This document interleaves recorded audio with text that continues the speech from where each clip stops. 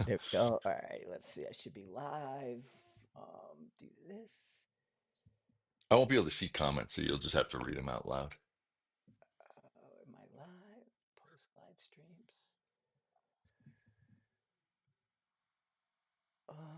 Let's see.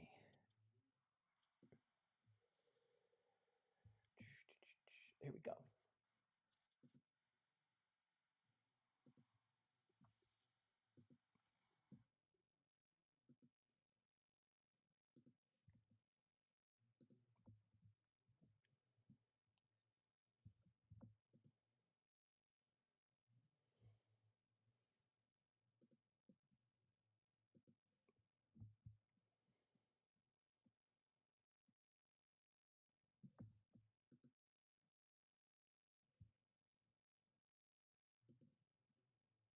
Alrighty.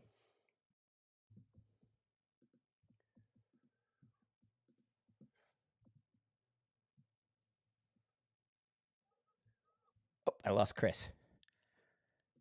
Welcome to the Everyday Sniper. You got Frank at Sniper's Hide. Oh wait, hang on. I'll bring you. I lost you for a second. I'm gonna start it. I'll start you up now, and Hey, I'm here. you're good. You're good. I'm gonna go for the on. As I'm soon gonna as you went, okay, I'm going to hit the button, and then the whole thing froze. weird. So I hung up and rejoined. Welcome to the Everyday Sniper. You got Frank at Sniper's Hide, and welcome to 2025. I waited a day or two to jump into this because I changed everything. And we got Chris online. We're live at Sniper's Hide. And so, Everyday Sniper people, welcome to the new year. Hi, Chris. Hey, Happy New Year. Happy New Year to everybody. I just kind of wanted to get us filled in and figure out what's going on and see what's up. I got somebody live. Say hi to everybody. Hey, and so it's there, making sure that's working. Yep. But no, so wanted to come on, and I did a lot, so I want to just catch everybody up. Trying to work these lives with the podcast, I made the silliest mistake on the planet. I was just telling Chris. So the other day, I nuked the computer because I had more than one like audio software on top of it. And so I nuked the computer and it fixed some of the problems I was having with that triple echo that was going on. And that's why I canceled all those lives last week and everything was going on. So the reinstall fixed so much, but now I don't have a lot put back on the computer yet. But it's, I wanted to catch up and get all this working so we could just plug. And it seems like it's working now, right? So Chris is there and all that. Yeah, I mean, with all the kinks that were there, even because you've got to set up everything individually. Yeah. Yeah, it's good to get that out of the way. And But and I had shit, like, it's rocking now. yeah, totally. So I have my software set up on the computer, and then it goes into like YouTube, Facebook, and all this. And then I run over to like YouTube and I grab the link and drop it into High TV. So we're live on High TV right now. But with all of that, I keep forgetting to like record the podcast. So I didn't go into the software to record the actual podcast for you guys. And then I'm like looking at all this setup and I'm doing it over the weekend. And I look down and I'm like, I do the face smack. I'm like, duh. The boards I use have built-in recording, and all I have to do is hit the big red button. Right? It's like it's like hit the big red button. You have the files, and Everything else trains us not to hit the red button, though. right. Everything tells us, yeah, don't hit the do not touch the red button. You know, that's the See, now ejector. you're gonna be the first person. You're Yes, gonna be like the red button. hit the red button. Right. That's going to be the new thing. Hit the red button. So, Hit it. and then we're putting the schedule out for the new year. So Chris and I have been kind of like everything we've been doing is sort of working up to, hey, let's do this stuff super easy, super fast, and put information out for you, and it would all be good. And so now I think I'm in a place that I'm finally like in a good spot. You know what I mean? We finally are in a great place. And what I wanted to talk about today is where we've been in setting all this up with the High TV, with the articles Chris have been doing, and where you can find the information, because the Hide is different but it's not. And Chris has been putting up great articles. He's also been putting videos and stuff that are on High TV and on his own YouTube channel. So it's a lot of content, and we're finally created a schedule that we can go out there and do this for everybody, and it's super easy. So I hope this is the beginning with the brand new year of a nice, easy schedule where we can hop on, talk to you, especially when it comes to winter. This becomes super easy. But then we also messed around and we learned some lessons. We can go live at the range, right? Which is super cool. Although I got zapped by YouTube the first time because I didn't realize that you can't touch anything. I thought you just couldn't shoot or do different stuff, but no, you can't touch it at all. But through High TV, you guys will be able to go live at the range, give you lessons, just shoot and have you watch what we're doing and interact with us. The problem is we won't be able to use like YouTube. You know, you'll have to come to High TV if you want to see the live stuff that's on the range, just because they have those rules now that say you can't go live, and so that's the deal. But I don't know. I think it's a lot of opportunities, right? Yeah, yeah. I mean, I think we've produced a lot of content. We still are, and doing much more. Having the schools or the places to go to. So you could go to Frank, and you could go to Riflecraft, you could go to CR2, and there's some other people up there, to be able to access information, go to videos, and then add lives.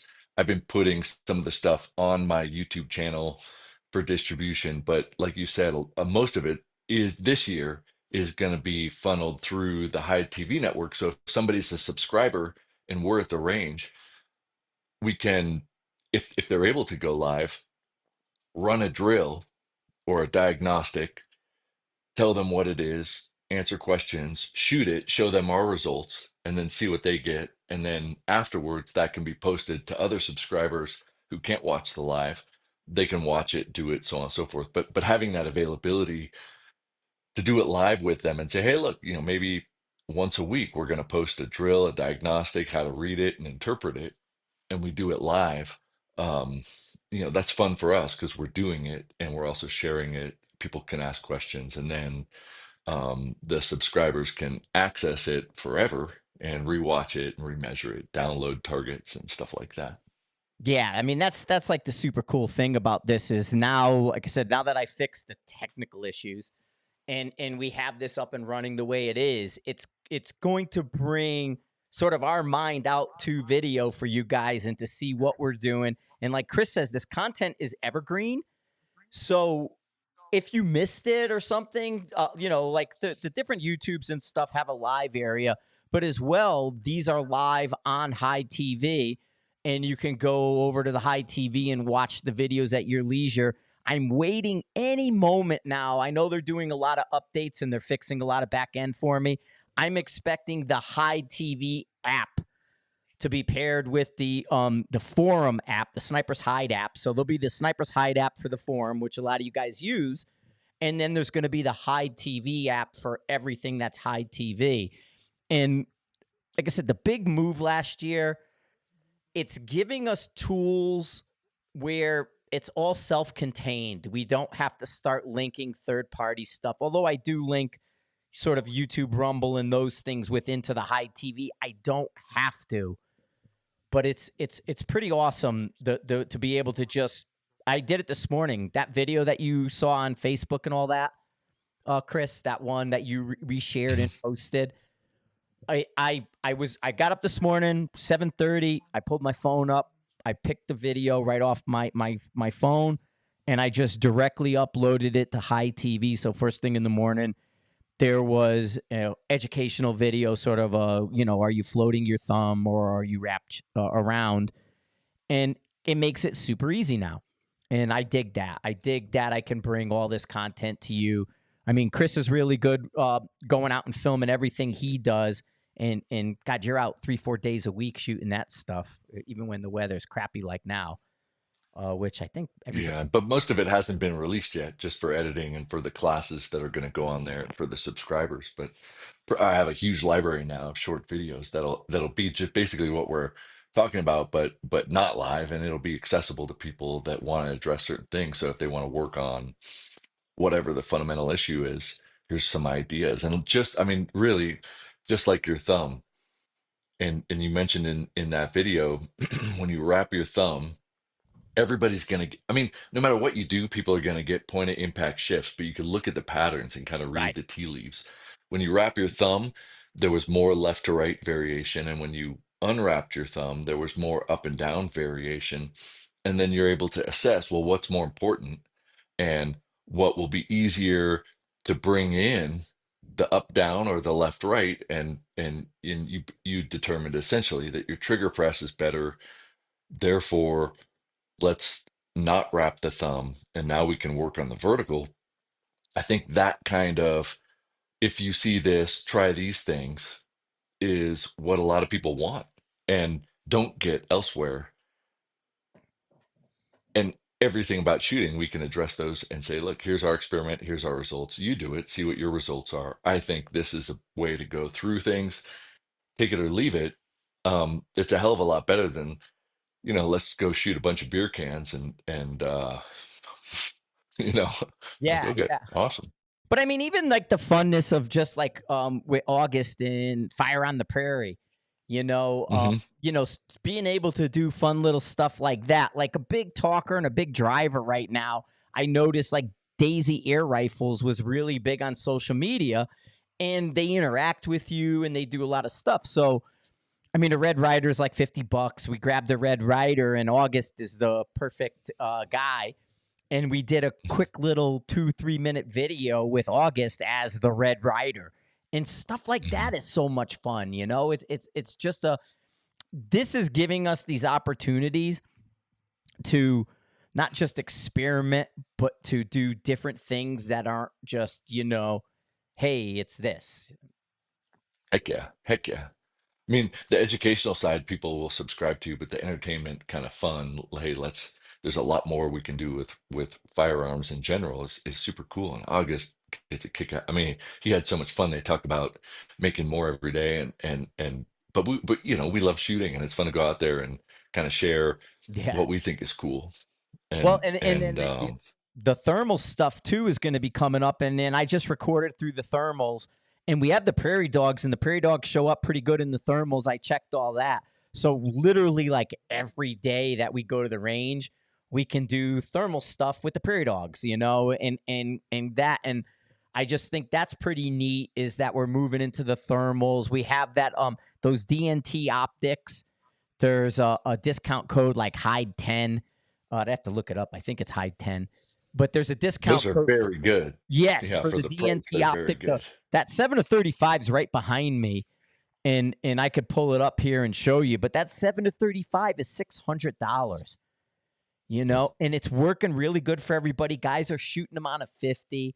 Guys are shooting them on 22s. And they're working because it's this. We did a big jump to $3,000 scopes. I think everybody almost tried to race to $3,000 scopes. Like, hey, let's build that tier 1. And we leapfrogged where all the OEMs were 2 grand 1,800, like 50% of the highest end. And everything down sub 1,000 was just ignored. Well, you get Arkin that comes in, and Arkin's, China, and their $400, $500 scopes. And guys are like, oh man, Arkin works. It's like, Mhm. this is a good scope. Well, then DNT is part of that, and they go another level with that 7 to 35. They do a couple changes. Then they jump into night vision and thermal. And that dual unit that's like digital video with thermal overlay is just so neat. I mean, picture in picture, so you can ID and confirm. And it's just a really simplistic unit. We zeroed it up fast, right? There was no drama getting that guy fired up when we were out there the other day with the the thermal there, the DNT thermal. Yeah. In fact, we zeroed two of them, right? That one and then this other one that I've got on a rifle Oh, the somewhere Ricks. right Yes, around I here. have the Ricks as Um, well. So we had the Ricks yeah. S2 that Chris had, and Chris did because Ricks, I had jumped in and Ricks had gotten a hold of me with night vision thermal and things like that. But the problem I had with Ricks originally was the menu. It was the pictographs. It wasn't US modified menu. And then Rick's kind of got some guys in Texas. Matter of fact, Kellner's part of that. Kellner was wearing the hat. Um, and he's a big guy in the sniper community down in Texas there, Tim Kellner.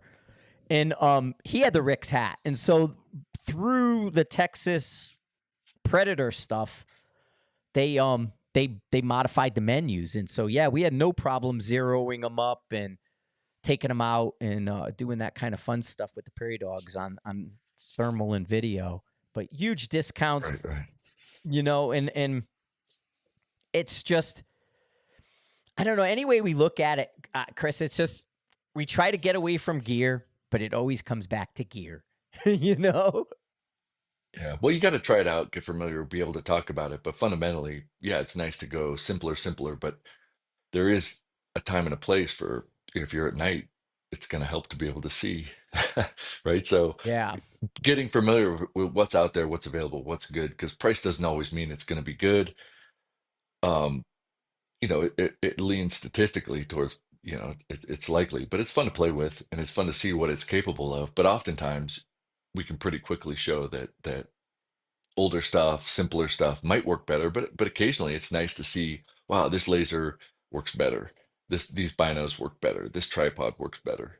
And the cool part for us is we get to test it out, try it all, and get familiar with it, and then share what we like, and then just not talk about it all the stuff we don't like. And that's just it. Is generally we just move on from stuff, but we're also been modifying a lot of our techniques. Like you just did, we did the last one for the guys on Facebook that we got kicked off, and things like that. We did the Karma Shutra video that was just out, and that live is available for people. So just to catch you up on sort of the last 10 days of what we were doing between the holidays, if you missed it, holiday travel, things like that. And now I know most of the East Coast is stuck in snow and home. But the Karma Sutra video I think was excellent. How many months do you say you've been using that riser? A minimum of 2, right? I could tell you, yeah, at least it's more like I got it, I think in September, and I've been screwing around a little bit with it since September, and then we got a bunch more, and we're doing more kind of extensive testing Right. because it just works so well with the one that I set up that we want to make sure it's not just that rifle. Yeah, and so what Chris had done is basically I have one here because we were talking about it in the Karma Sutra video. But I recommend you go and look at that because it's visual. It has the rifles in it, even though it's alive. We're taking these risers. Okay, this one's a 3/4, but like a 1 inch, and we're extending our mounts from sort of that 2 3/4 to yeah, just leave it there, Chris, because we're on the 2 3/4 to more like a 4.0, like 4 inches. And what it was is Chris and I saw the distance between your shoulder and your eye. For him was 7 inches. For me was 5 inches. Well, then we're taking about a 2 3/4 scope height, and we're taking that 5 to 7 inches and bending and leaning into 2 3/4. So if you raise the scope up in like I said, the Karma Sutra video is pretty good to show all that. And I mean, Chris, Yeah. talk about your results and some of the things like the positives and where the negatives, and people came at you, not at you, but people questioned some of the negatives. And Yeah, so, but have Chris talk about that Karma Sutra video for the podcast guys, just in case you yeah, missed I'm it. going to draw while I'm talking. I think that some of the good arguments are, kind of indeterminate in terms of the results, but I think that it helps to kind of see what we're talking about. So I'm going to draw two torsos. One, Mm-hmm. I'm trying to orient myself here, right? And so I've got a whole spectrum. But the idea here is if our bodies want to be in anatomic neutral or close to it, even if you're fucked up, right? I got bolts in my neck. I'm actually missing a couple bones, and stuff has been rearranged on my head, and so I got a crooked neck and face and all that stuff. But nevertheless, we anchor the rifle right at a specific spot, and just for the sake of the argument, the anchor was my clavicle. Frank's anchor was his clavicle, and we measured that to our eye. So that's a designated height, right? The scope has to be even with our eye. So there's not much that we can do about that. And oftentimes, when we scrunch down to be able to get down and see through the scope, we're scrunching our neck, we're tipping our head and looking through our eyes aren't pointed straight, they're pointed up, and they don't work as well when it comes to that. And so, what what happened was measuring where the buttstock goes and then measuring where the optic is, regardless of the rifle, the stock, or the chassis, because the rifle recoils through the butt pad. So there's a couple ways that stocks and chassis, sorry, I keep creeping off the camera here. So let's say that I'll you've make it. got Oh, you're narrow anyway. let's say you've got let's say you've got a butt pad.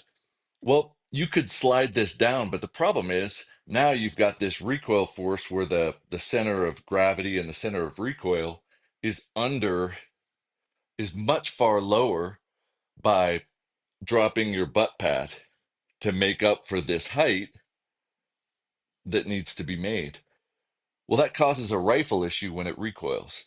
The other one that people were saying is, well, they're going to keep this axis close and they're going to just raise up the cheek piece. Well, that doesn't change the distance from the rifle anchor to the eyepiece. It just forces you to have to bend over more. And it's really hard to get your head in here. And even though Frank and I are much different sizes, the real fix is to take the axis, keep it close to and in line with the axis of the rifle, and just get the scope height up. Obviously, the butt pad is going to be lower than the barrel.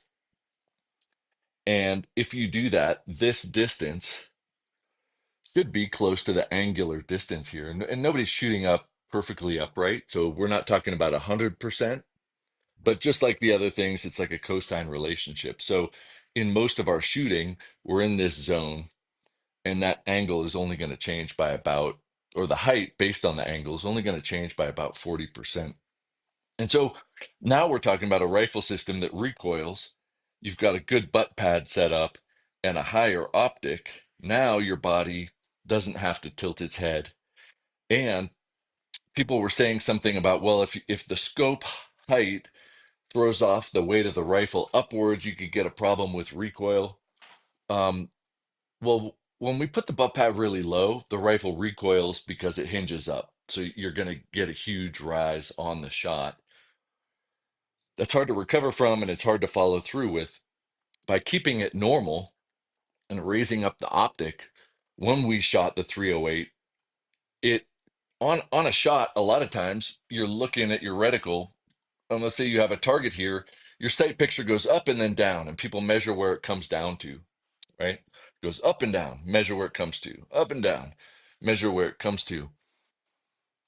And so I was looking at that when we were shooting, and it just went, phew, kind of like a little, if you're shooting a LVPO or a red dot, you don't want that to do anything but kind of circle around the target when you shoot. It's going to wiggle a little bit because freaking shooting, right?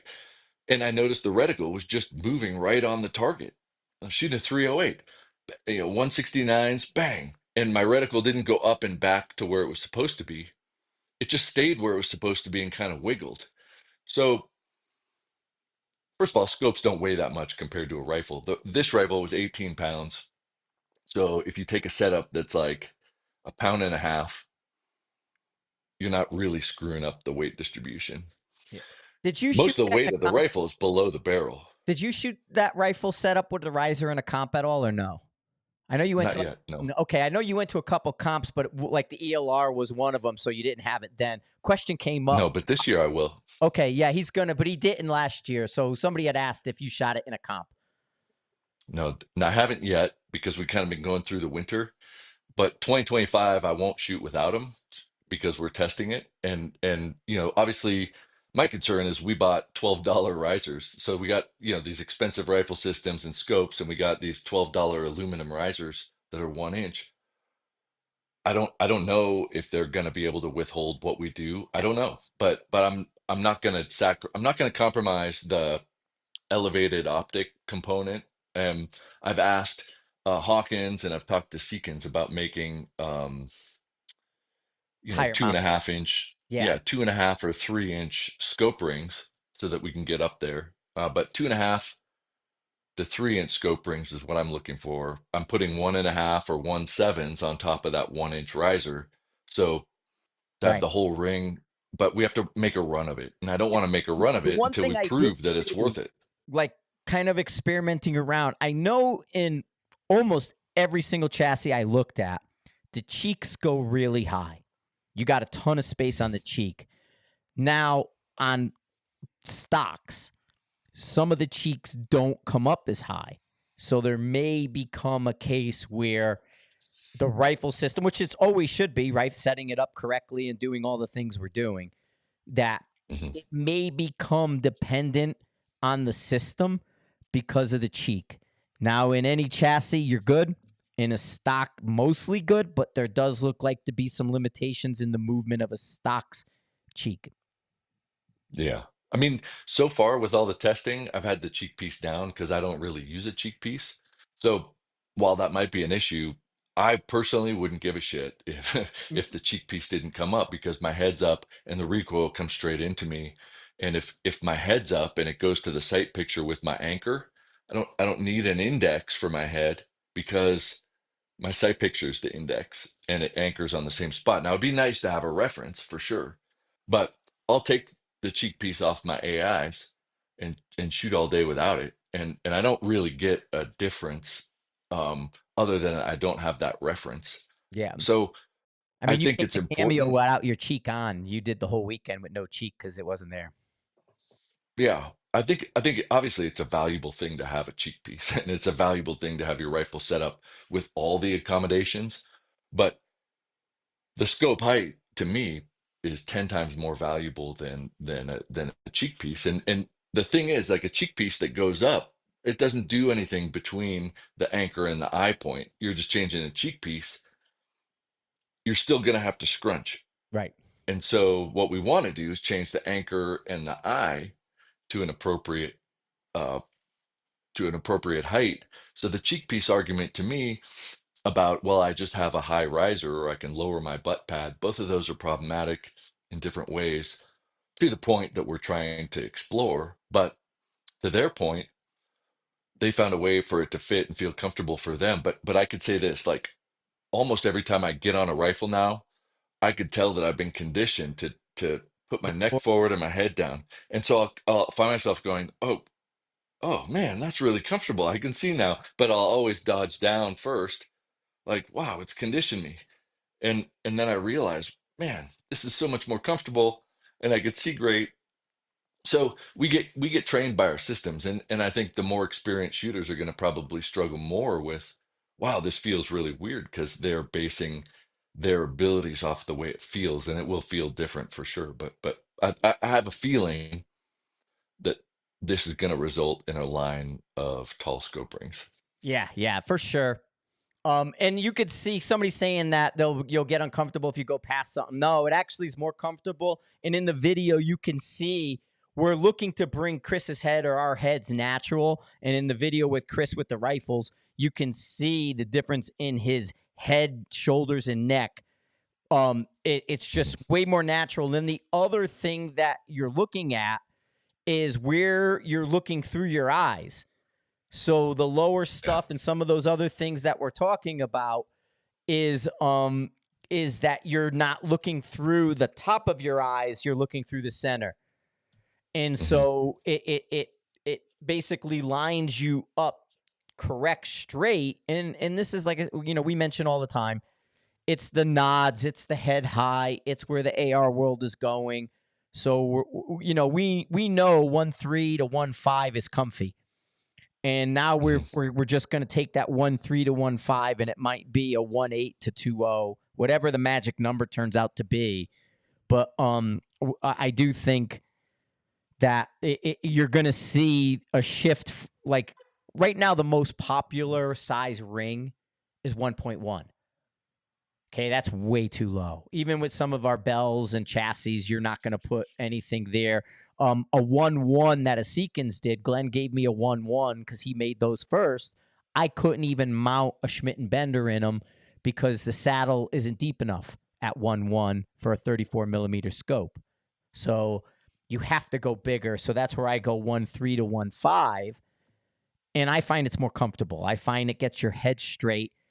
If you're rotating your head, pushing it into to get behind the optic, you're crushing into the cheek. You're going to move because that's pressure. And once the recoil Mhm. happens, that's going to release that pressure and allow it to be pushed down because, like Chris said, the muzzle will want to rise. And so, you know, I'm answering a question. Somebody sent me 1.5, no 4 overall. Oh, I lost Chris. Something, he got kicked out. Hang on one second. I gotta do all that. So I'm doing the 4 of. There he is. He's back. Just be internet. You're good. You're back. You're good. Yeah, it kind of bugged out. Yeah. No worries. All of a sudden, And it's the weather and the internet and things like that. No, we were just saying. And then it's just brings your head into a more comfortable place, and it lines when you're in the prone, because the prone is the concern. If you're on a tripod, if you're on a barricade, if you're on any prop with your head up in the scope high, it's beyond comfortable. It lines right up to you. So the question becomes prone, right? What are we doing in the prone? Well, I jumped on his gun in the Mhm. prone, and it was still comfortable. I had no neck strain up. It just put me in a nice place. And so again, I'm a 5-inch distance. Chris is a 7-inch distance, and we're just shy with his setup of 4 inches. So there's still and like he's saying, a percentage because of the cosine of our angle. There's still a percentage where, okay, 40% of 4 is going to give me that number, and then that might be a good place. So there we are. I But think I like we could get a 1 inch riser or smaller. So if there were 1.5 inch risers, that'd probably be more ideal because when I look, my head is still tilted forward a little bit. Um, but we need to explore. But obviously, the higher it gets from that 1.5 inches is good. And yeah, then the prone, I think that obviously that's a legitimate concern. And I think you know when we shop and look through my rifle and prone, um, the key thing is going back to your argument of how do you set up a good prone, and if you get in a good prone and put your head in your hands, that's the height that you need to be in when you shoot prone, and most people's bipods are too low for that. So right. making sure that you have high enough bipods and rear bag, then it's not an issue. But if you have a 2 inch or 3 or 4 inch bipod and a tiny little bag to have it low to the ground, that's not good anyway, because you're not going to I get a mean, good even when support they get off talking your about body. the recoil pulse, because I watch recoil pulse, showing you Mhm. even early on, showing you what I'm looking at in the recoil pulse when we were doing the game changer, and we had some of those students come out that you were mentoring that were the comp people, the Mhm. locals that shot comps. And we were looking Yeah. at the different variations in where you place the game changer as a rear bag. As well, we were watching these locals that Chris mentors as comp shooters. We saw down where the recoil went down, and Mhm. that's because you're pushing down into the cheek and into the stock and things like that. So if we can sort of take away the downward pressure of our head There shouldn't be, because that's like you had said, which was a great analogy, the lay on your stock and fall asleep. That's down. That's downward pressure, because you're saying, okay, I'm going to weigh my head just like it's on a pillow. Well, you're falling into the pillow. You're not off. So I think this keeps us. I mean, the word is neutral, and what we're doing is we're bringing our equipment into neutral for our bodies, and it all is body type dependent. But in this case, where there's a 2-inch difference between Chris and I felt comfortable. I wasn't like, oh, this is no good for me, I got to come to here. That wasn't my Totally. immediate reaction. Yeah, I mean, and it's funny because every time we start talking about a scenario, it opens up. We need to talk about something else, right? And I think the bag and the recoil down. Yeah, you got a head weight here. The rifle's coming down, but we're also talking about when people rest their rifle on the bag itself and then Mm, sandwich their head on as a counter. That bag's gonna smush. right. But we don't do that. We bridge the rifle and then support the wobble with the bag, and that's a big difference because now the recoil is coming into us and we're not smashing the bag down on that recoil impulse, and all the material settles and it gets smushed into the bag. And we mentioned that on the video. If somebody's shooting and then always squeezing their bag back up and then shooting and then squeezing their bag back up, it's because they're resting the rifle on the bag rather than using it as a support feature to keep it from wobbling. Right. And when that transition's made, recoil impulse comes into you if you're at the right height, and if your head's upright, you can watch what happens. It becomes very smooth and easy. Absolutely. And I just posted the video over the weekend from Mifflin, Pennsylvania. Yes, everybody watching that video, that's Mifflin. And Joel Russo from Terminus had come out, and he brought that beautiful wood stocked Terminus. And I have the bipod very high. I'm set up, and the bipod is an Atlas, and it has the silver spikes. I'm on concrete. Now, granted, there's a break there. That rifle's not moving. Those spikes are in their spike hole and never coming out of it. So when you watch me shoot that rifle in a high up position, it's not only comfortable, it doesn't move. So I think, like you were saying, that is Alex checking in. I think, like you were saying, with that recoil, that's going to be a bigger factor, because when guys are low and guys are still trying to recover from recoil, they're still, I'm a little left, I'm a little right, I'm a little high, I'm a little low. And if this changes that, which I believe it will and does, we've noticed it's going to be helpful for people. And maybe the answer is, we don't know, a $12, $20 riser. Maybe the answer is a new $500 set of rings. I don't know. But the risers right now appear to be working a little bit without any shifts or movement for as cheap as they Yeah, are. I like for this sure. one grabbed. This Monstrum has recoil lugs in there, and every screw goes into that recoil lug is kind of what they're using for meat. So this Monstrum doesn't seem like a bad one. Like Chris, I think this one was $18. Yeah, In our world, that's right. 3 pieces of brass for some of you guys. Yeah, yeah. You're like, wait a minute, that's pretty darn cheap. Yeah, But totally. That's totally but it. it works. It It does. totally works. And so I've got it on carbines, I've got it on the AI, I've got it on the 308, and we're just going to do a whole spectrum of tests. And then I'll get it on 338, 300 PRC, 300 Norma, make sure it works on there, because I don't want to shoot a comp this year without it, because I think, it's fun to do stuff If at comps experimentally too, but also be trying to do well. And I believe it will help because you can see more, it feels more comfortable, it's more functional. It's ends up being faster because it makes up for some of the small little things that add up over time. To me, I don't see a downside at all. No. And even like I did the photographs of the Team AI guys, they were like at 1.5 with their mount. So everybody was going higher. So on a tall AI with the tall rail, they were at 1.5. And you can clearly see, and what a lot of guys have found on the comp side, they can get their hand underneath the scope now because it's so high, and they're not interfering with the front of the scope, so they can grab the handguard and grab up there in that kind of balance position without the scope being low and being in the way. I have noticed that, and they mentioned that. I did. If we didn't have this cold snap, I mean, in the morning we get up, it's 12 degrees here. I was gonna go do Pawnee this weekend, but it was too cold. And then the ice, we had that. I guess they didn't shoot. Oh, didn't ice fog? It was they No, said yeah, I sent you a picture of somebody.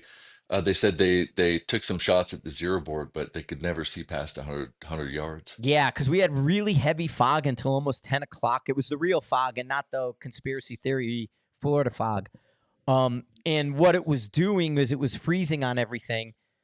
And so I know Larry had posted early in the morning that there was a road or two closed because of ice.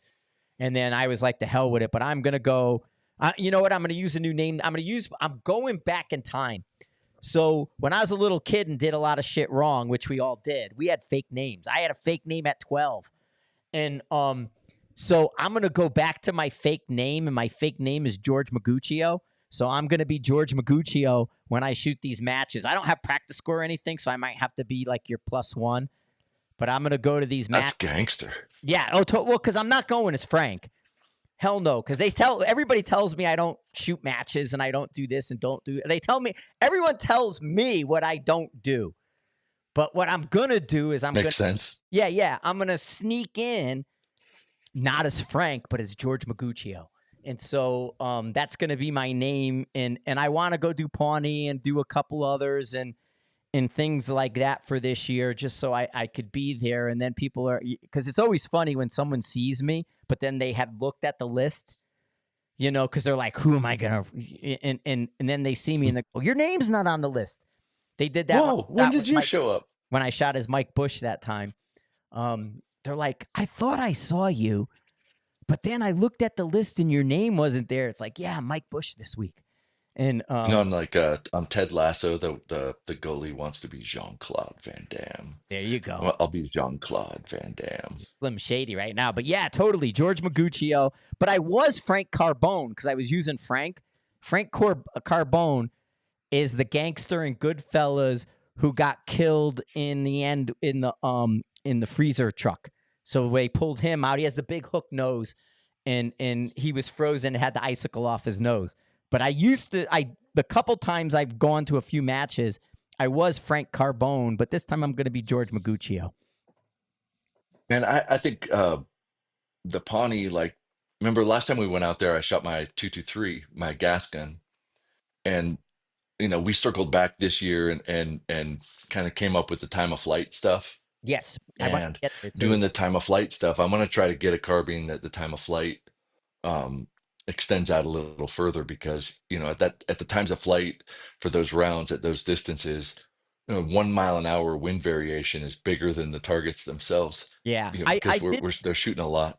I shot my Ruger 223 at one of them with Menchaca, and I came in 9th because I made up all those points on the close stuff. Now I couldn't do the 1400 and do that shit, when I shot it. But I had hit so many close targets so well, I didn't drop anything. I ended up coming in 9th there with the 223 when I shot the Ruger 223 at the Pawnee one. That's awesome. Yeah, well, this Seekins 6.5, it's not a 223, but the gas gun, I mean, the Seekins shoots those 100-grainers. I think it's and that's the thing, with a bolt gun. And I'm looking, because I saw this, and I know they'll cry, and I don't really care at this point. But I with talking your wheel of time, talking the time of flight, and looking at these different calibers, I just popped in, and I don't go on Facebook. I know we're live there and all that. And a guy asked a question. He's like, "Hey, I'm already playing in 6-arc," and he's like, "Should I try a 6-arc?" And everybody's like, "No, winners use dashers," and it's like, if he's got it, why not just tell him to try it? and then find out where the fall down is. Now, I know guys have tried it, and we had a big discussion with that stuff, and this is where that wheel of time comes in, because I'm wondering, we already know they've downloaded the 6 mils to sort of the 2800. I mean, is it going to be that bad downloading it to 2750? I don't like 2750, but I think in a 6 mil arc, I want to kind of try it. So I may grab a gasser upper, and I want to see, because there's a ton of AR people. And when we talk to guys who are doing other stuff, even the military guys like 6 arc, the AR people like 6 arc. And so if it could be wedged in, and my biggest problem is everybody says don't, because you won't be competitive. Well, 80% of the people at the match aren't competitive. Right. You know what I mean? Yeah, so that's a funny little twist, right. Yeah. So the top 20 is the only competitive people. If you want, I can go top 15. Then 85% of you aren't competitive. So I read it and I have the screenshot. I can read it without some of the things. I think because I saved it, but. Well, here while you're looking for it, I'll talk about the time of flight thing. We took factory ammo that had all sorts of different standard deviations, and we found ammo that was shooting small groups at 100 regardless of the standard deviation, and measured their groups as they went out. And we noticed that if the group was small at 100, it stayed small to about a second time of flight, whatever that distance was. And then you started to see hints of standard deviation at 1.25 seconds, but it really opened up at 1.5 seconds time of flight. But they all had large standard deviations. But here's the thing that we didn't get into, and it's like it would have to be a 2.0. When you're shooting long distances, you shoot at distances with big guns that are much past 1.5 time of flight, and that's where the requirement of low standard deviations comes in, because you're streamlining the time of flight so that they're all the same. You can continue to go, but before 1.25 time of flight, almost everything is based on that 100-yard group. So we had ammo with 70 feet per second extreme spread, and it shot a tight group to second, and then the 2.25, it was still tight, but it opened up like crazy between 2.25 and 1.5. But you started to see that big time of flight variance, and now the speeds are in a big vertical group.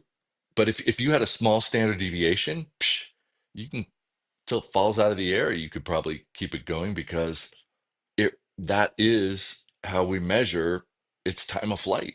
Right. Right. If all the rounds are going in a narrow range of speed, then at extended distances, the time is going to be relatively uniform. And so if you're going to shoot far, or if you're going to shoot past the 1.5 time of flight, make sure the standard deviation is low. But if you're shooting inside that, I'll shoot 100 feet per second variance. I won't think twice about it if it's got a good group. There you go. And that's the thing, is like, I mean, the AR, the small frame AR people right now, they're huge. There's a way more of them. And even like 22 arc, if I go in the bathroom, that's where all my magazines are, right? The bathroom. The 22 arc is everywhere. The 22 arc, when I look at it in the magazine and on paper, is no different than my Valkyrie numbers. It's 25 feet per second different. The only difference is they're giving you bolt gun loads, and in the Valkyrie, they never did. So maybe the 6 arc isn't the right answer. It's the 22 arc. I don't know where the numbers are going to be in a bolt gun, really. But the thing is what I'm saying, like I have the letter here. Here's a guy. He went and he went and shot a local or a match. He liked it, and so now he says, he goes, I want to start. I want to do the competitive. I want to give this competitive thing a try next season. I knew it would take a lot of cash up front to get started, but more I look into it, the more daunting on the ramp up seems. Buying the optic tripod is expected. Now it's the reloading equipment because of the dashers, right? So this guy is saying, what's what's the alternative? And what I'm seeing is everybody, it says reloading is something I've wanted to learn for a while, but to learn it all the same. So this is where I'm going with this. Everybody's telling you, you one, have to be competitive. Two, you have to do what everybody else does to be competitive. And three, it's a lot and it's expensive. Now they'll argue that reloading the dasher is easy, but you have to get there. You know what I mean? And so my thought is we have all these small frame, and where I went with the Valkyrie, and we have all these small frame ARs they're promoting, marketing, pushing, right? So we went Valkyrie, then we went 6 arc. Now we're 22 arc, right? And the cost to get into that is really cheap. And that's to me where somebody can go and dip their toe. And I have to, because we've seen it with the Valkyrie. I have to think there is a super easy answer to get the arc to be 2,800 feet per second. Because look, the Valkyries were all sold. My Valkyrie, if I pull a box of ammo out, a Valkyrie is 2,750. Everybody put it to 2,750. It failed. You can't see it hit. It doesn't go past 700 yards. All the problems guys are talking about, the arc. They said they had 700-yard problems with the arc. After that, it's a mess because 2,750. But then I did 27, right? So a guy gave me a 28 grain load. It was like almost 3,200 feet per second in the Valkyrie. I dropped that down to 27 grains of CFE, and my 85.5 is going 30.25 with an SD of 5. So we know 22's like speed. 22 GT like speed. 22 Creedmoor like speed. Right? They're in the $3,000. So I have to think that you could do the same thing with the ARC because it's made for an AR and everything is downloaded as far as speed. I had a Valkyrie, one of these trophies, Yeah, the Team Safari. I got all I your shot a Valkyrie. stuff. Yeah, I shot the Valkyrie. I think I could look at the notes, but I think it was 2850 with the 88. I mean, it was pretty fast. It was with Hornady brass. You couldn't reload it because the primers would fall out afterwards, but there was no pressure issues. It was just the brass couldn't Yeah, just handle stuff. But I mean, that's the but thing is, it's got to be something where a guy can say, "Hey, you should try this," and he doesn't have to make a giant investment in reloading equipment or show up with a dasher. Now, the GT is the perfect answer. The 6 GT is really the out of the box answer for this. But because of the AR stuff, you see a lot of arc. And so well, I know on the East Coast, I've heard of guys shooting 6 arc in bolt guns and winning PRS matches. right. The 6 arc But that I that's the guy tested who was too asked. slow. That's the guy who asked in the Facebook group and was told, "Don't do it." They just, it's like no dasher, no dasher, and like that's a lot of money, man. Yeah, and you don't have to reload. I mean, you do if you get dasher. Although, like Trace Ammo, he loaded some. He sells ammo to guys in California all the time, and he just moved his loading stuff to Florida. And when he sent out rounds for us to use in classes to show students, like, hey, this is what this feels like. This is what this shoots like. Dude, shot like quarter of an inch, like 10-shot groups were quarter of an inch with an SD of 5. I think it was like 250 a round or something like that. But you figure it's with Lapua or whatever the hell they're called, the other brass folks, Burger Bullets. The Starline. Not Starline. What's the one in Utah that I got it somewhere here. Nevertheless, it's premium components so that they're worth stuff. And I think they give him the brass back, he'll reload it for him. So yeah, it's expensive, but time the time to reload, man, I I can mean, reload. I the don't only like way it at you're going to all. podium is reloading. There's no, I mean, even top 20. You might luck into a top 20 win with factory ammo, but nobody's, especially today. Factory ammo today sucks. Oh, Alpha, he's talking. Yeah, Matt saying Alpha. But yeah, factory Alpha, ammo yeah, today, the SDs are so bad, and that's why with those 100 grains, if you look at the work that Chris did with the 100 grain stuff, the 100 grainers, like you were saying, the SDs are through the roof. When we but they're 3,000 feet per second in a 6.5 Creedmoor going 100 feet. We don't see the SD show up till 900 yards. right, right. I would take, let's say, I mean, I don't do PRS, but Yeah, but you got this the year match. You don't I shoot wanted to shoot a PRS, 308. but you I don't. want to shoot a gas gun, Yeah, but this year I'll take a 6.5 to a PRS match and shoot factory Hornady and see how it does. Because if it's inside 1,000 yards, I'll shoot it, no problem. It's a 6.5, so it's not as light as a dasher, but um, I would be perfectly comfortable taking the 100 grainer as long as it's inside that 1,000 yard mark. Um, and I'll do it in the sequence with the gas gun because I want to shoot a gas gun. I'll shoot Hornady factory ammo at a PRS match this year and see how it does with the 1 inch riser, just to see how it does. And then I'll take a dasher and I'll shoot the trace ammo because the trace ammo, like it would take me a decade to learn how to load that well. So um I'm like to me that's kind of a no-brainer. And I could do comparison. It's not apples to apples because different matches, but I do want to do 3 or 4 PRS this year and 3 or 4 NRL hunters and then the ultimate hunter stuff plus Pawnee and shit like that. I'll do it.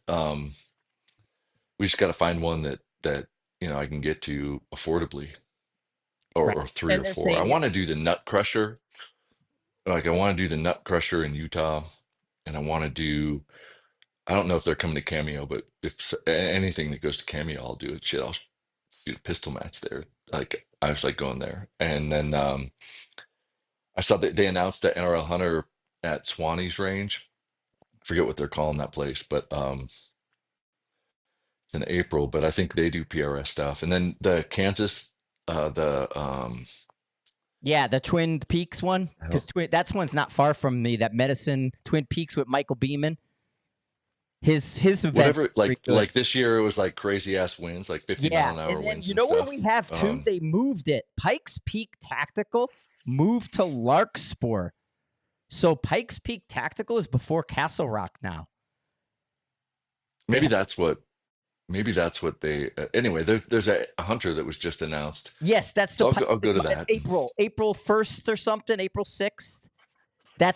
That's Larkspur now. They moved Pikes Peak Tactical up closer to us. So it's Hmm. only like an hour down 25 and we could be at that range, I believe, because I think the April we could probably do. Yeah. Because the hunters, I want to shoot a whole match offhand with no tripod, no bags, just to see the that style. Like, well, when I go hunting, I just have a rifle that's in a sling, and I don't carry any. I mean, if I was going to go hunting, I'd carry a tripod, Right. for sure. But I thought it'd be fun to go and just with a sling, just shoot rifle in a sling and then range finding binos, but without a tripod. Just try to figure out what the fuck. So that would be a good I one got these um monopods for the to go cameras and to in stuff. April. You ought to try it with a monopod. Just bring a monopod with you. And then that way you could just kind of steady the laser and just have a single pole. Cause like the monopods I just got, like the one at the range, there's the one I use for the wind meters at the range. It has that little mini tripod at the bottom that just Hmm. keeps it from falling over. But take just a monopod with you, and then you can walk with it and Yeah. fold the like the tripod legs fold up, and then it's a walking stick, and then you could fold the legs in. Man, ranging without a bag. I But mean, that's what I honestly, mean. like You the can tripod with a bag and then the range finding binos, I'm just bring more a worried monopod. about ranging than I am shooting. Like, Yeah. I'm not saying I'm going to win it, but I think it'd be harder to range it than it will getting some of the impacts. Well, and that's I got to put But together. I want to see what's left. That's why I was gonna go to Green Mill or not Green Mill, Pawnee. Like I said, I'm not going in 10 degrees. I have no reason to. But I got to put together that pack because I do think that frame and then Hmm. individualizing the sections is going to make it so much easier to carry and so much less. And then that pack frame, if I needed or wanted to use it, maybe in a hunter type of deal, it'll allow me to use it a lot easier. So I have to put, I got the Molly piece to it. I have to put everything on it. So I think I can put, like, your ammo down at the bottom in a pouch, my my accessory stuff that I need, my Kestrel, I can clip and using the OB clips. Hmm. I can put those on for the rifles and tripods as well. But then because the frame has that shelf, your game changer will go right on the bottom of that shelf and just kind of half-ass strap it in because the weight will hold it. And so I'll have the Hmm. game changer at the bottom of the shelf. And then when you take it off, it just stands right up. And so you can get into what you need to. And then at some point, they were supposed to send it, but it didn't come. I'm waiting for the Calypso wind meter, the little one, the new AB, because it works with AB now and it works with our Garmin. Hmm. And so I have a rod. It's I think it's here. Oh, it's right. I don't know where it went, but I have a rod that I'm gonna mount to it, a telescoping rod, like a little one. It's only like that round, and I could put the Calypso on it, pull it up, and now you got the wind, and then drop it down. And so, kind of instead of a tripod station, lugging around a Hmm. tripod station, I can do similar with just leaving my pack there, then put the tripod and binos, and not have to manage. So I kind of have a Yeah, plan. those things are awesome. Yeah, those things, and then your little setup stuff. I mean, I think that's gonna be legit. It'll be cool as shit. But I just like the idea of like grabbing the Weatherby with a sling and just seeing how many impacts I can get. With no other. I mean, I'll have bipods on it. Probably throw some Harris bipods on there and just let it rip. See what happens. Yeah, You I know, just I just don't just like the whole, and the guys like understand. I just don't like that people are telling people no, because you're not growing oh, anything that's right crazy. now. And for somebody to say, "Hey, I want to try this," and the people that go, "No, don't," you're wasting your time. If you want to, be the best, you got to do a dasher. It's like, let the guy come with an arc. Why are you telling him he's stupid? He's already told you he's got everything in the arc family, and he's running gassers and stuff. It's like, let him go. I mean, Yeah, that's just nah, that's crazy. it's Yeah. it's Think silly. about the problem, right? But that's the whole mindset of like, well, think about the problems that you'll be facing and then teach them how to problem solve. That's much different than just, Yeah, and like I just said, I have be a monkey. in their own PRS forums, whatever you want to call it, you have people coming in and saying, "This is daunting. This is more than I expected to do it this way. What's my alternative? Because I want to do it, but I don't want to have to bankroll up front all this reloading equipment and all these things." And so you should be giving people paths to from factory. I mean, if you're gonna do that, then do BR, right? You could buy Lapua factory BR. It's a super fucking expensive, but then he's gonna have Lapua brass, and he can reload into it. But at least he would get the ball rolling. I That shoots 2800. So it's yeah, I mean, BR. There, Lapua what's BR is great. different, right? I mean, the neck. We're arguing necks. The dasher to the BR to the GT. You're arguing a neck, and Right. But that's why I made the, yeah, right. oh, you're gonna shoot that? It's 2850 with a 105. Oh, Yeah, it's the same thing going the same speed.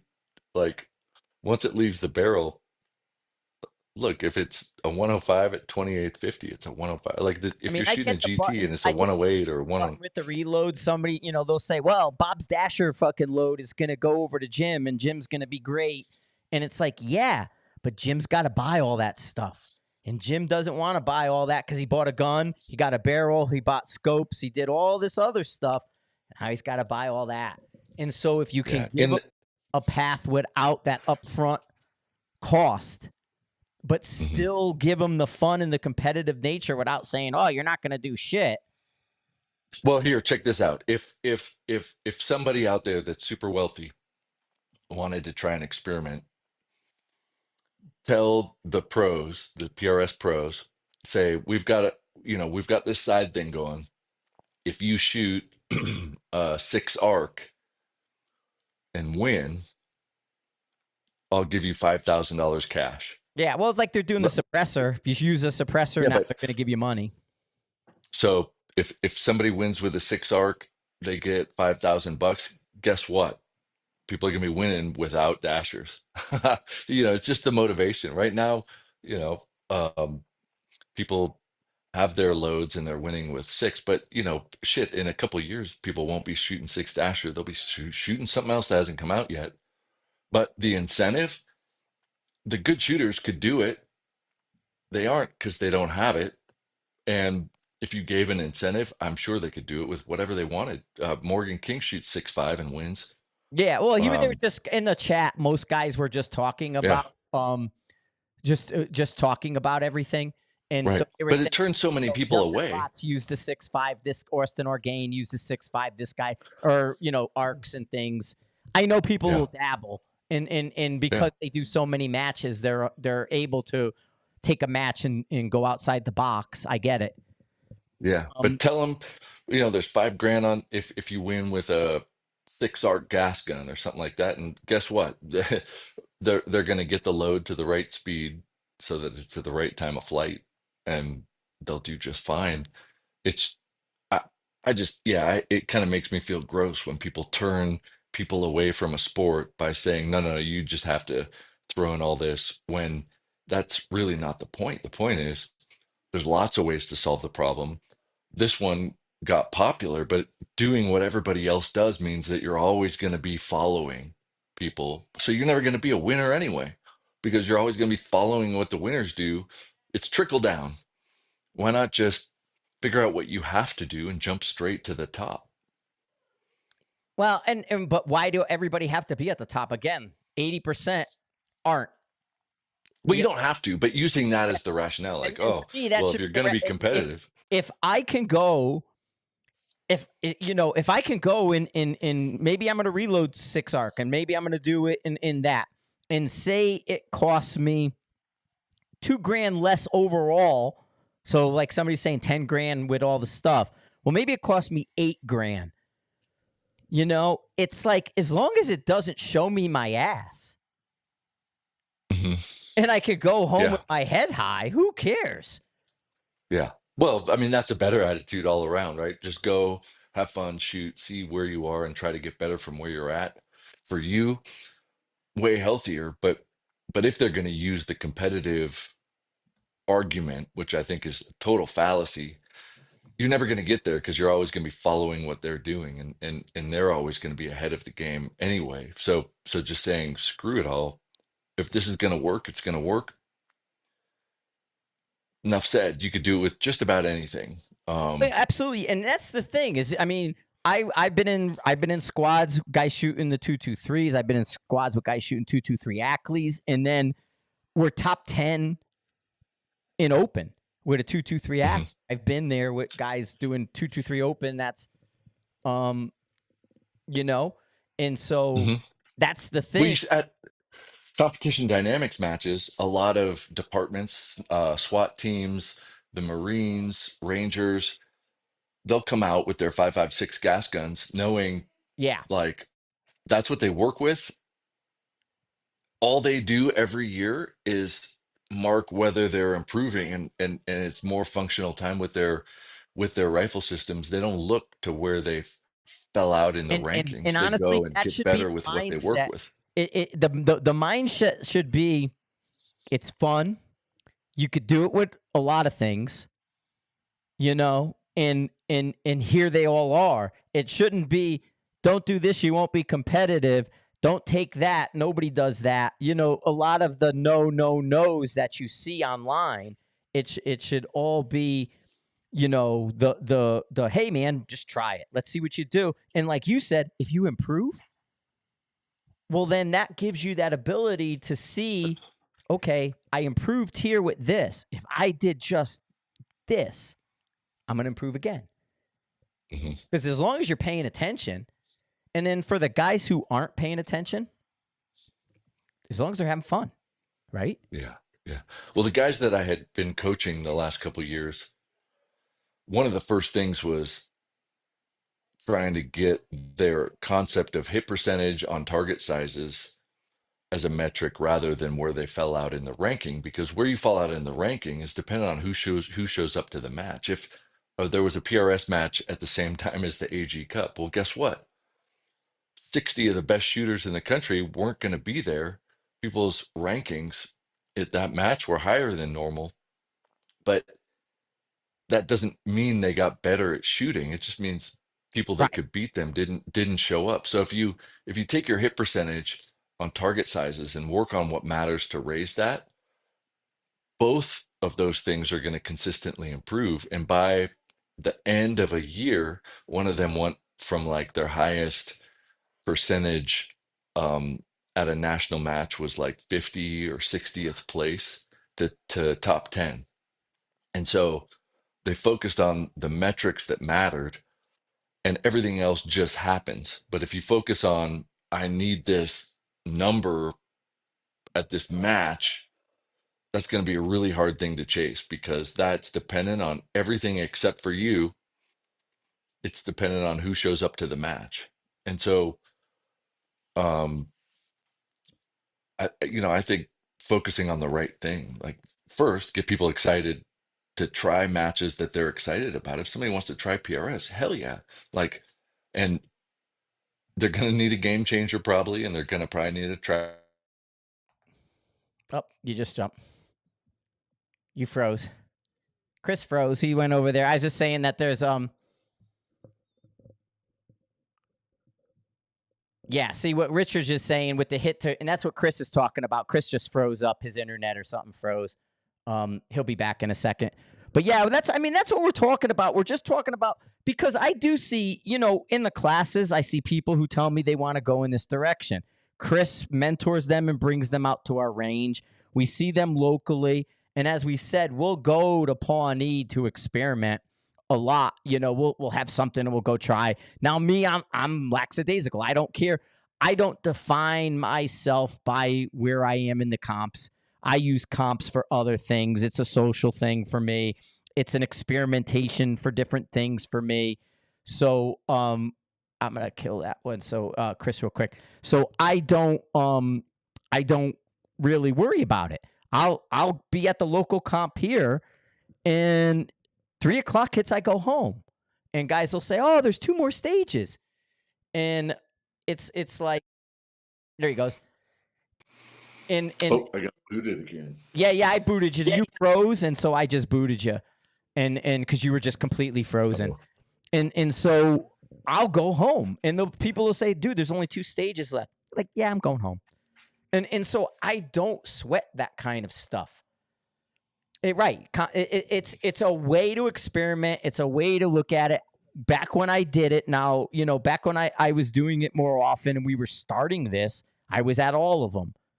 Every rifle's only, we showed them, half we'd shoot, half we'd run, but it's a different thing nowadays. So I just wrap it up. We're an hour or 10 minutes or so. So Yeah, it was fun. yeah, Let's wrap it no, up, this and is we'll good. just This do makes another it one soon. much easier. This makes it so much easier to do and appreciate everybody and interacting with the guys online and seeing where they're at. I mean, and the thing is, and that's it too. It's a difference between the matches and everything we see out west here, and then the guys that are shooting the stuff back east. There's a difference. So the 6.5s with the 153s going slow do really well here. They'll do amazing back east because there's no wind, but they do the 153s at that 2,600 average, give or take a minute. And we saw, what was your buddy's name? When he shot that 3-inch group with his match loads with the one. Oh, Ryan. Ryan. Yeah, Ryan. Ryan was out. And like guys were saying with that slow, he had the 6.5. Chris and him were working. I was away, earshot, but over there. And the guy shoots, Ryan shoots, and he stands up. And then the target got hit. And I was like, dude, what are you doing? And that's when he said he was 25-75. And then I made him shoot groups, but I gave him factory ammo to shoot his final group with, and he only got 4 out of 5 on the plate after shooting a 3-inch group with his hand loads. Mhm. So there's all these variables that come into play, and we see it all around. And so it's yeah, I mean, there's a million recipes that are successful for people, but the question is, what's the pipeline for a guy who doesn't have his buddy holding him by the hand, bringing him into something like this? What's that pipeline? And how does that person navigate the expense and all that's required, because everybody's telling you podium, and so if Yeah. you can, Well, if that's the case, then we would start the matches by just dropping our pants and yeah, and I let's win settle it, because I'm right? shorter legs make it look longer, so Let's uh let's because make the the next measurement, episode like the Chris, when I path. drop your pants, I measure from the tip to the ground. Oh, that's a good way to do it, See, right? that's how I do it. So I beat everybody when it comes to that. So, but no, that's cool, Might man. try that in the restroom. There you go. All right, everybody. Thanks for listening. Thanks for sharing. I finally got the podcast thing sorted out, I believe, for everybody. So we'll be able to podcast you guys. I'm loving the live system now that it's working. It's a super easy knock on, and I can stream to multiple places. So thanks everybody for putting up with the couple hiccups I had when I was getting this started. Yeah, next episode, let's detail that pipeline. Yes. We'll make some notes and we'll just say, Well, and here's the what we beauty think is a good I'm pipeline doing the is. Sniper's Hide Cup in November.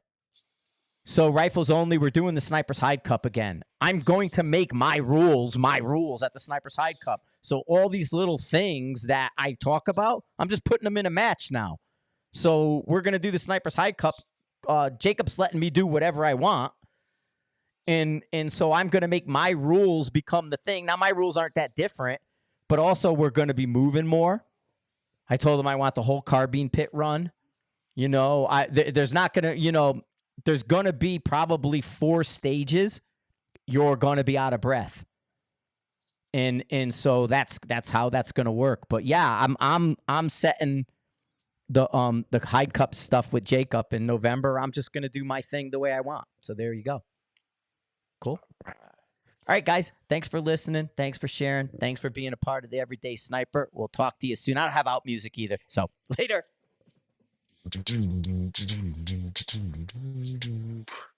All right. That stopped recording. Podcast 01.